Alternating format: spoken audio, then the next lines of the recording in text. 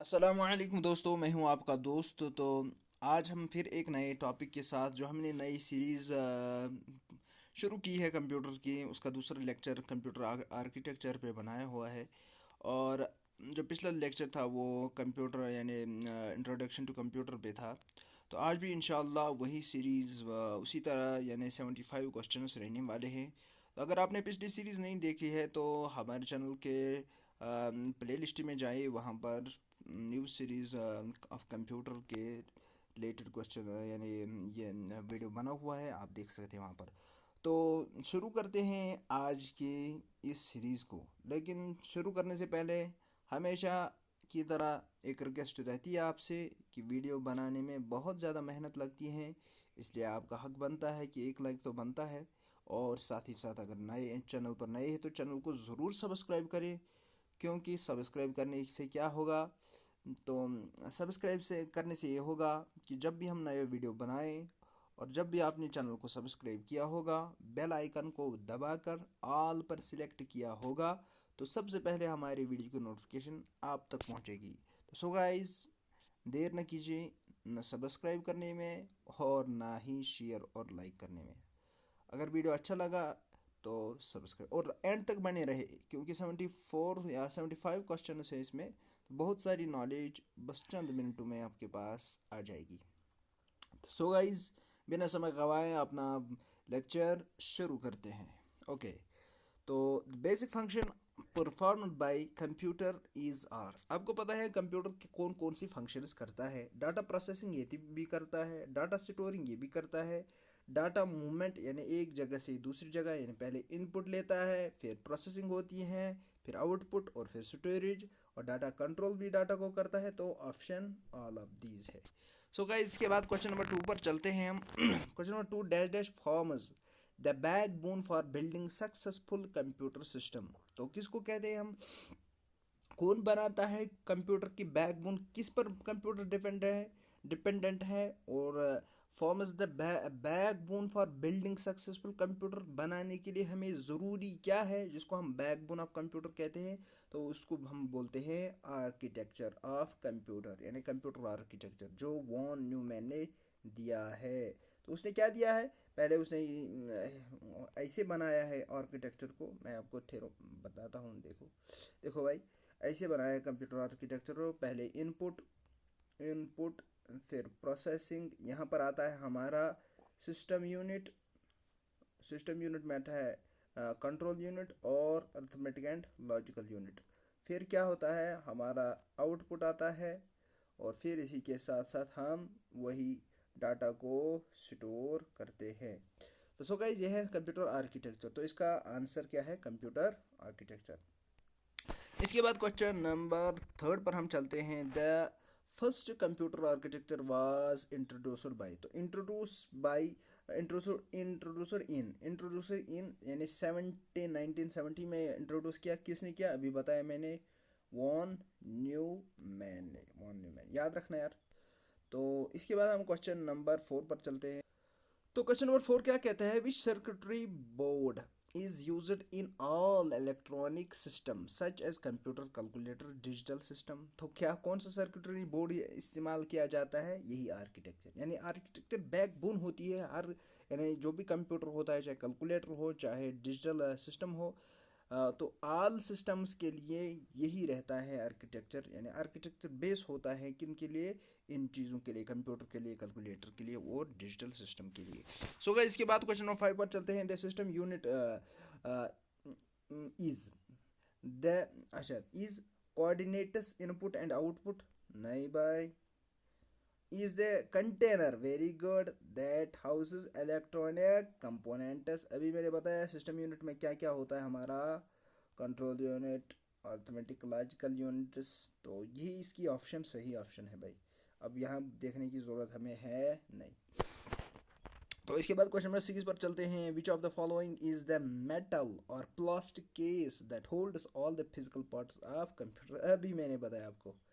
तो क्या है वो प्लास्टिक केस, जिसमें हमारा कंट्रोल यूनिट, हाँ, तो एलयू, तो भाई और क्या होता है, यानी सीपीयू जिसमें होता है, उसको हम कहते हैं सिस्टम यूनिट, अभी मैंने बताया ना आपको। क्या है, सिस्टम यूनिट। सो गाइज हम चलते हैं क्वेश्चन नंबर 7 पर। अब क्वेश्चन नंबर 7 हमें क्या कहता है, क्वेश्चन नंबर हमें 7 क्या कहता है भाई, the components that process data are located in which of the following. जो कंपोनेंट्स कंप्यूटर के होते हैं जो प्रोसेस डाटा को प्रोसेस करते हैं, प्रोसेसिंग डाटा में करते हैं, जब डाटा एंटर होता है तो वो कहाँ पर होते हैं, वो कहाँ पर होते हैं। अभी मैंने बताया था आपको एक चीज़ होता है जहाँ पर वो सारी चीज़ होते हैं, तो आपको पता होगा वो चीज़ सिस्टम यूनिट है, that is system unit. So guys इसके बाद क्वेश्चन नंबर 8 हम करते हैं, which of the following is not responsible for performing of performance of the computer. कौन इसमें रिस्पॉन्सिबल नहीं है कंप्यूटर की वर्क के लिए, परफॉर्मेंस के लिए। तो number of keys in the keyboard, very good.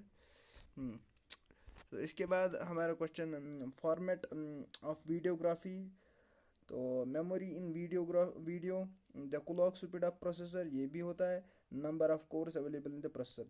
तो ये चारों ऑप्शन होते हैं responsible for performance of computer, क्योंकि ये चीज़ें की जाती हैं प्रोसेसिंग के दौरान या परफॉर्मेंस ऑफ कंप्यूटर्स होते हैं। लेकिन जो ये है keyboard, number of keys in keyboard, ये तो हट के हैं भाई। अच्छा क्वेश्चन नंबर 9 हमें क्या कहता है, an dash dash device is an device that provides information which is sent to CPU. कौन डिवाइस हमें इंफॉर्मेशन प्रोवाइड करता है, कहाँ से हम लेते हैं, इनपुट सिस्टम से, इनपुट से ही लेते हैं हम इंफॉर्मेशन। तो इनपुट डिवाइस से ही लेते हैं इंफॉर्मेशन, तो फिर हम सीपीयू को भेजते हैं, फिर वहाँ से प्रोसेसिंग होती है, फिर आउटपुट होता है, फिर स्टोरेज होता है। शायद आपको समझ आया होगा, वेरी गुड। तो क्वेश्चन नंबर 10 हमें क्या कहता है, which of the following includes as a system of input as a type of input, sorry guys, which of the following includes as a type of input. इनमें से कौन है input वाला टाइप, कौन सा है इनमें इनपुट। तो डाटा हम यहाँ से देते हैं, ये भी इनपुट है, प्रोग्राम्स ये भी हम यहाँ से देते हैं, कमांड्स भी देते हैं, यूज़र रिस्पॉन्स भी इनपुट ही होता है। तो ये सारी चीज़ें इनपुट में दाखिल होती है। सो गाइज इसके बाद क्वेश्चन नंबर 11 पर हम आते हैं, information that comes from external sources and fade into computer software is called, very good. External sources से जो हमारी इंफॉर्मेशन आती है, मिसाल के बाहर से जो इंफॉर्मेशन कंप्यूटर को आती है, तो किस ये ज़रिए से आती है, कहाँ से आती है, तो उसको हम क्या कहते हैं, उसको हम इनपुट ही कहते हैं, क्योंकि एक्सटर्नल से जो भी कमांड्स आते हैं, चाहे प्रोग्राम्स आए चाहे क्या आए, तो इनपुट के ज़रिए से ही कमांड्स आती है।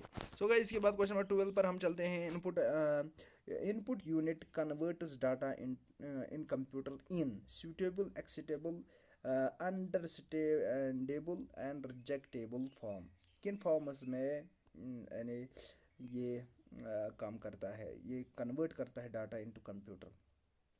तो ये एक्सेप्टेबल यानी एक्सेप्ट किया जाता है, एक्सेप्ट किया जाता है यानी किसको, डाटा को, तो एक्सेप्टेबल फॉर्म में। सो गाइस इसके बाद क्वेश्चन नंबर 30 पर चलते हैं, दिस यूनिट, अच्छा असली है यहाँ पर विच यूनिट, क्या है यहाँ पर विच लिखना, अगर आप कॉपी करते हो तो फिर विच लिखना, विच यूनिट, ठीक है।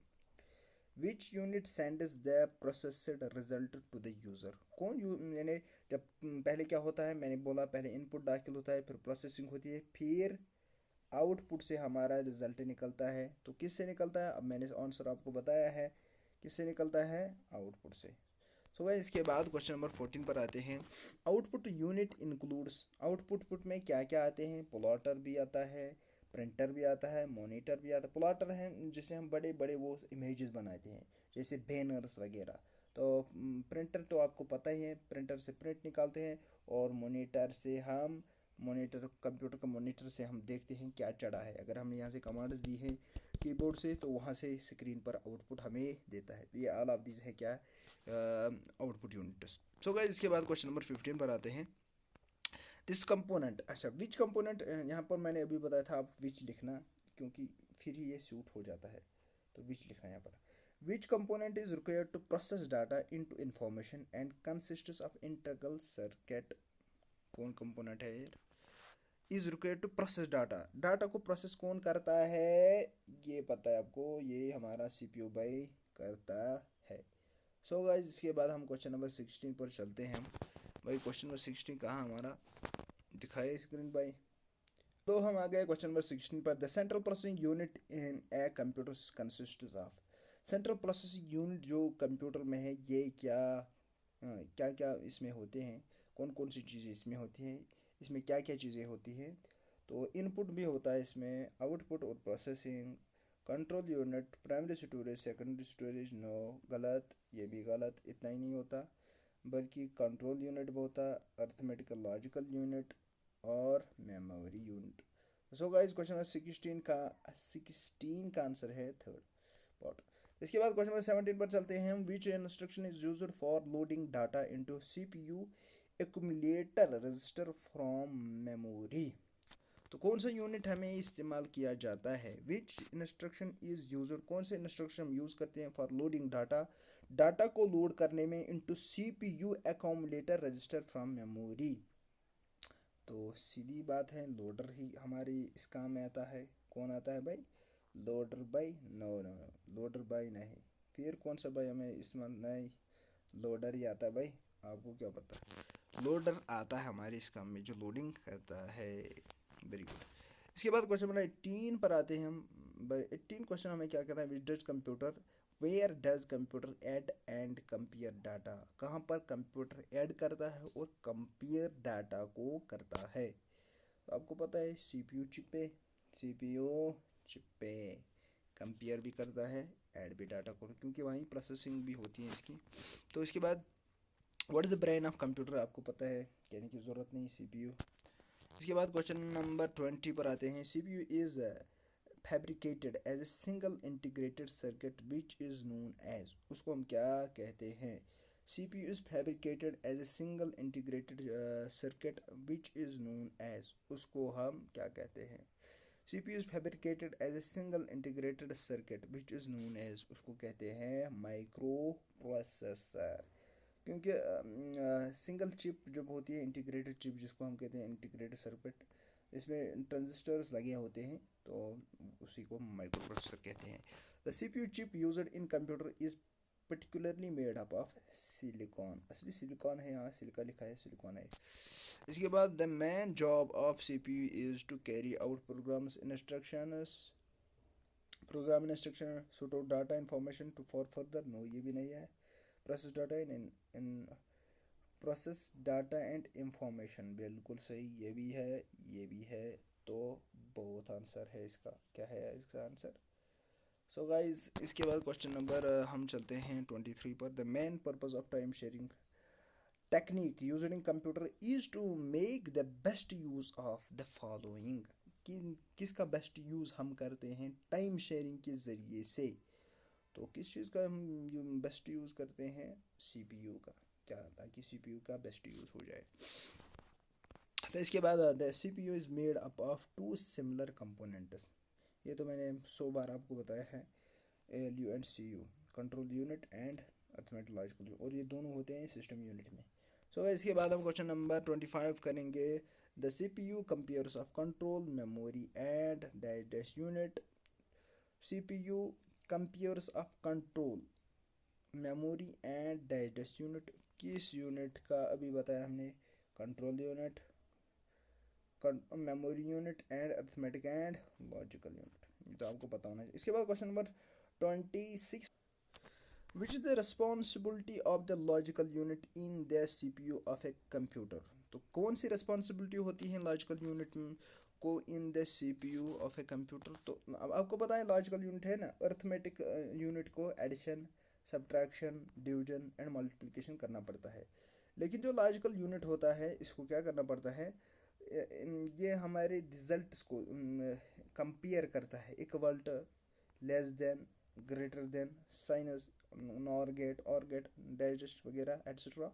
सो गाइस आंसर है कंपेयर नंबर्स, कंपेयर नंबर्स। 26 का आंसर क्या है हमारे पास, कंपेयर नंबर्स। इसके बाद क्वेश्चन नंबर 27 पर आते हैं। Which unit of the computer helps in communicate between the memory and arithmetic logical unit. कौन सा यूनिट कंप्यूटर को हेल्प करता है इन communicating between the memory and arithmetical logical unit. याद है आपको, मैं रुकता हूँ, मैं देखता हूँ आप क्या जवाब दोगे। ये CPU बाई हमारा है, क्या है, CPU बाई। तो इसके बाद क्वेश्चन नंबर 28 पर हम चलते हैं। Which part of the computer is used for calculating and comparing calculating and comparing. Calculate और कंपेयर किसे करते हैं? अर्थमेटिक एंड लॉजिकल यूनिट से हम करते हैं। इसके बाद क्वेश्चन नंबर 29 पर आते हैं। Pick the one that is used for logical operations और comparisons such as less than, equal to, greater than, etcetera. अभी मैंने बताया था क्या है असली है लॉजिकल यूनिट है, अब अर्थमेटिकल लॉजिकल यूनिट ही दिया है ऑप्शन, तो यही देते हैं। इसके बाद क्वेश्चन नंबर 30 पर आते हैं। What does A L U in computing denotes? क्या arithmetic and logical, arithmetic logical unit. तो इसके बाद क्वेश्चन नंबर 31 पर, how many types of arithmetical operations does the ALU of computer perform? तो कितने हैं arithmetical operations? Plus, minus, subtraction, division. ठीक है। इसके बाद क्वेश्चन नंबर 32, तो 4 इसका आंसर है ऑप्शन 4। सो गाइस इसके बाद क्वेश्चन नंबर 32 पर चलते हैं। Processor contains A control unit and, और क्या होता है उसमें? Arithmetic and logical unit, control unit और अर्थमेटिक लॉजिक, अभी बताया था मैंने आपको शायद। इसके बाद क्वेश्चन नंबर 33 पर चलते हैं हम। विच of the following executes the computer commands? कौन एग्जीक्यूट करता है कंप्यूटर कमांड्स को? तो विच of the following executes the computer commands को कौन एग्जीक्यूट करता है? अर्थमेटिक एंड लॉजिकल यूनिट, तो ए एंड सी। इसके बाद क्वेश्चन नंबर 34 पर चलते हैं हम। सो गाइस ये है question number 34। Which unit is a combinational digital electronic circuit that performs arithmetical and bitwise operation on integer binary number? तो आपको पता होना चाहिए कौन है भाई हमारा, ये हमारा है ALU भाई। इसी का काम है अर्थमेटिकल ऑपरेशंस करना, लॉजिकल ऑपरेशंस करना। किसका काम है? ALU का अर्थमेटिक लॉजिकल यूनिट। तो internal memory in a computer is nothing but A set of register. माशाल्लाह, बहुत अच्छे भाई, सेट ऑफ रजिस्टर्स।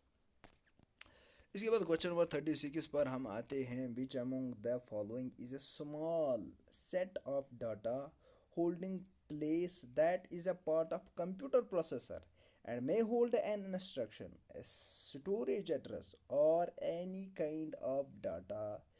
कौन सा है इनमें से सबसे छोटा set of data holding place that is a part of, जो पार्ट है कंप्यूटर प्रोसेसर का, एंड होल्ड करता है इंस्ट्रक्शंस और स्टोर कर रहा है एड्रेस को और किसी भी किस्म के डाटा को? तो आपको पता होगा इसका आंसर क्या है हमारे पास, रजिस्टर्स ही है। ये छोटी मेमोरी होती हैं जो प्रोसेसर से के नज़दीक ही होती है, तो इसी में डाटा इंस्ट्रक्शन कुछ टाइम के लिए रहता है। तो सो गाइज हम क्वेश्चन में सॉरी गाइज डिस्टर्बेंस के लिए। तो क्वेश्चन नंबर 37 पर आते हैं हम। The portion portion the portion of the CPU that coordinates the activities of all the other computer components is, तो उस the portion of CPU that coordinates, जो coordinate करता है activities of all other computer components is, उसको हम क्या कहते हैं भाई? आपको पता होना चाहिए उसको हम क्या कहते हैं? उसको हम कंट्रोल यूनिट कहते हैं। क्या कहते हैं? Control unit. सो गाइस आपको पता होना चाहिए। हाय अल्लाह। इसके बाद 38, which among the following is an important circuitry in a computer system that directs the operation of processor? तो इनमें से जो नीचे दिए गए हैं इनमें से इम्पॉर्टेंट सर्किटरी कौन है कंप्यूटर सिस्टम में जो डायरेक्ट करती है ऑपरेशन ऑफ प्रोसेसर? तो आपको पता होना चाहिए जो कंट्रोल यूनिट है यही कंट्रोल भी करती है और ऑपरेट भी करती है प्रोसेसर को। सो गाइस इसके बाद क्वेश्चन नंबर 39 पर आते हैं। The part of a computer that coordinates all it's functions is called, उसको हम क्या कहते हैं? Part of computer that coordinates all its function उस पार्ट को हम क्या कहते हैं, जो कंप्यूटर के सारे फंक्शंस को कोऑर्डिनेट करता है, उसको हम कहते हैं भाई कंट्रोल यूनिट। अभी मैंने बताया ना यार, इसको हम कंट्रोल यूनिट कहते हैं, कोऑर्डिनेट करते हैं तमाम फंक्शंस हैं, इसी को कंट्रोलर कहते हैं ना भाई। क्वेश्चन नंबर 40 पर आते हैं। The control unit controls other units by generating control signals. ये तो सवाल है, आसान है भाई। अच्छा, क्वेश्चन नंबर इस सीरीज़ का लास्ट, क्योंकि इसके बाद ये लंबा वीडियो बना है 20 मिनट का, इसके बाद हम दूसरा पार्ट इंशाल्लाह लाएंगे आपके लिए, और अभी लाएंगे, कोई बात नहीं। तो क्वेश्चन नंबर 41 बनता है हमारा, control unit of A digital computer is often called the, उसको हम क्या कहते हैं, क्या कहते हैं भाई, क्या कहते हैं कंट्रोल यूनिट को हम, कंट्रोल यूनिट नरू सेंटर, क्या कहते हैं हम कंट्रोल यूनिट को, क्या कहते हैं भाई, Naru centre, sorry guys, Naru centre कहते हैं। सो गाइज, अगर ये एमसीक्यूज अच्छे लगे तो हमारे वीडियो को लाइक शेयर ज़रूर करेगा, और हम इंशाल्लाह अभी आपके लिए नया दूसरा पार्ट लाएंगे। तो हमारे वीडियो के साथ बने रहें और शेयर करिए, अगर किसी जगह होता है यार तो उसके लिए सॉरी डिस्टर्बेंस के लिए। तो इंशाल्लाह दूसरा पार्ट भी अभी आएगा आपके लिए। Okay, thanks, good bye.